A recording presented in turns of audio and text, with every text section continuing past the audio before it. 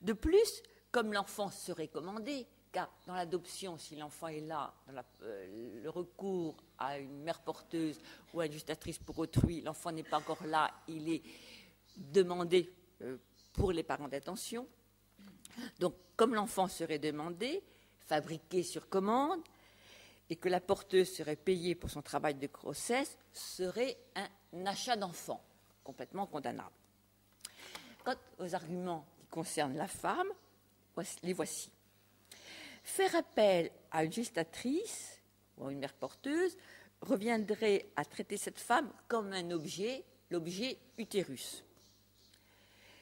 De plus, les parents d'intention, ceux qui commandent l'enfant, lui demanderaient de donner le fruit de ses entrailles, ce qui serait une négation de sa nature de femme-mère. Négation de la nature augmentée encore par l'argent qui circulerait, car effectivement, 9 mois de grossesse demandent une compensation, si ce n'est un salaire. Et la grossesse étant dédommagée, voire payée, elle deviendrait, cette grossesse, un travail comme un autre, ce qui n'est pas concevable.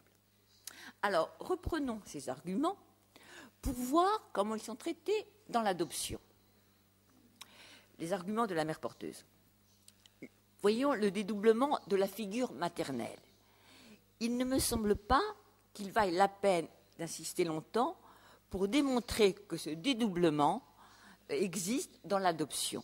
Nous avons ma mère de naissance, ma mère adoptive, ma première mère, ma mère du quotidien, etc. Et que le fait qu'il y ait 2 figures maternelles n'a jamais fait qu'on a condamné l'adoption. La question de l'argent de la grossesse. Effectivement, les parents de naissance ne reçoivent aucun argent dans l'adoption, alors que la mère porteuse en reçoit. Pourtant, dans l'adoption, de l'argent circule, et même pas mal d'argent. Accomplir les démarches administratives afin de s'assurer du consentement des parents d'origine, puis mettre en contact l'enfant et ses parents, demande du travail et du personnel pour le faire. Et je ne parle pas de cet argent qui circule comme dans le film que nous avons vu sur le Népal, je parle des situations légales. Donc, tous ces processus légaux demandent de l'argent et du personnel pour le faire. Cela a un coût dont on peut relever 3 grandes rubriques.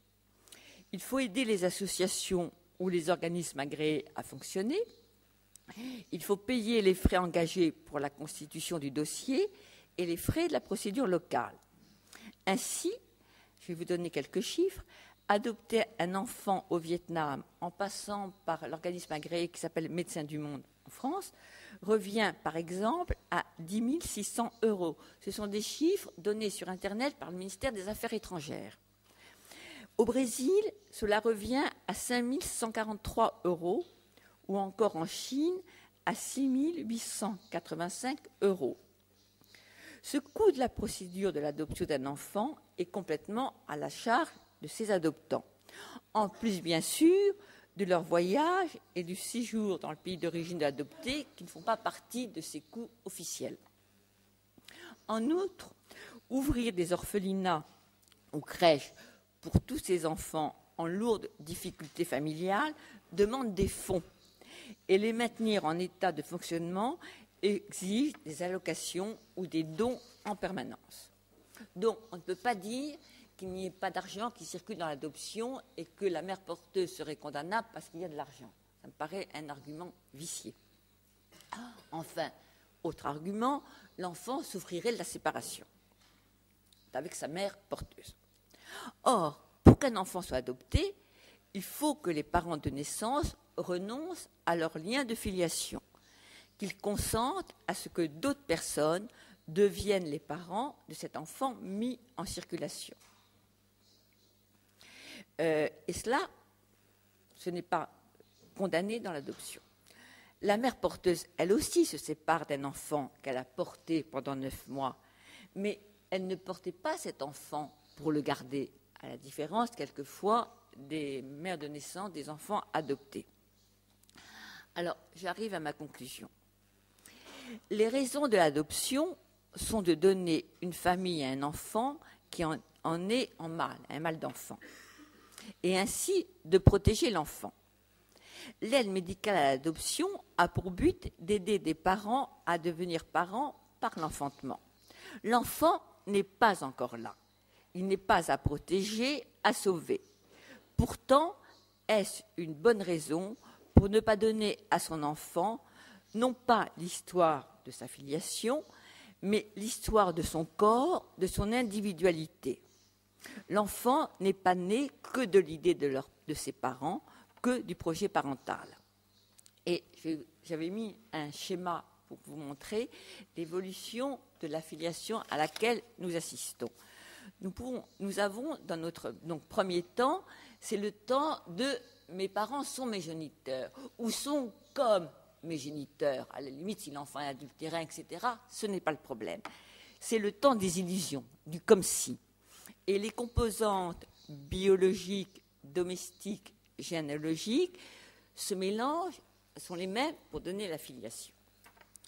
Qu'on pourrait dire d'ailleurs, biologique serait le corps, domestique le quotidien, généalogique le nom, pour reprendre un livre de Florence Weber.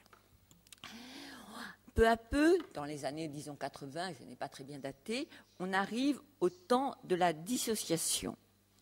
La pluralité des figures traduit donc peu à peu que ces composantes, corps, quotidien, nom, biologique, domestique, généalogique, s'autonomisent un petit peu, mais il y a encore du recouvrement.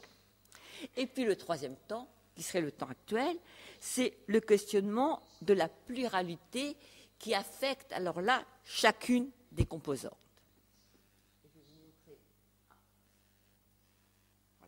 Un autre schéma. Donc, nous avons ces trois composantes, nom, corps, quotidien, et j'ai essayé, c'est un essai de réflexion pour qu'on voit les choses et que ça nous aide à avancer. Nous avons l'adoption plénière, où le nom, le quotidien vont ensemble. L'enfant est adopté, il porte le nom de ses parents, il est inscrit dans leur ascendance, dans leur lignée, mais le corps est venu d'ailleurs. Un ailleurs qui peut être connu quand on connaît les parents de naissance, qui peut être activé quand, par exemple, l'adoption ouverte dont nous parlait hier Barbara. Il ne faut pas oublier que même dans l'adoption plénière, il y a normalement des interdits d'inceste qui restent avec les parents de naissance. Il n'a pas, alors encore faut-il les savoir, mais il est censé interdit d'épouser sa sœur ou son frère de naissance. Et interdit d'inceste aussi qui joue dans sa famille adoptive. L'adoption simple. L'adoption simple, qui est donc une spécificité française, pas qu'en France, mais plus répandue en France, l'enfant a une double filiation.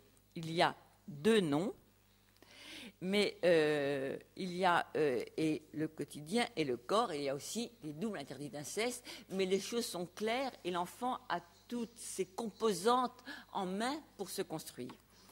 Alors, dernière figure qui apparaît, l'aide médicale à la procréation.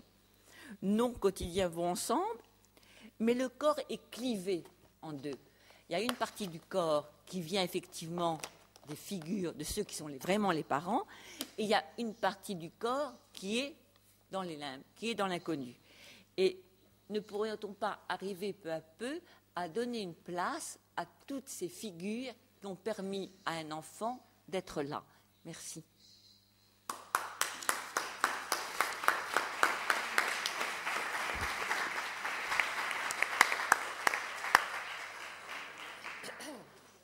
Muchas gracias, Anne Cadoret. Creo que tendremos una cantidad de preguntas interesantes para el debate. Bien, la segunda de nuestras ponentes, la segunda de las ponentes de esta mesa, es Mariana de Lorenzi. Mariana de Lorenzi es abogada, especialista en Derecho de Familia y mediadora. Investiga sobre el reconocimiento del derecho a conocer los orígenes en la filiación, en especial en la adopción y la reproducción humana asistida. Sí, sí, todo.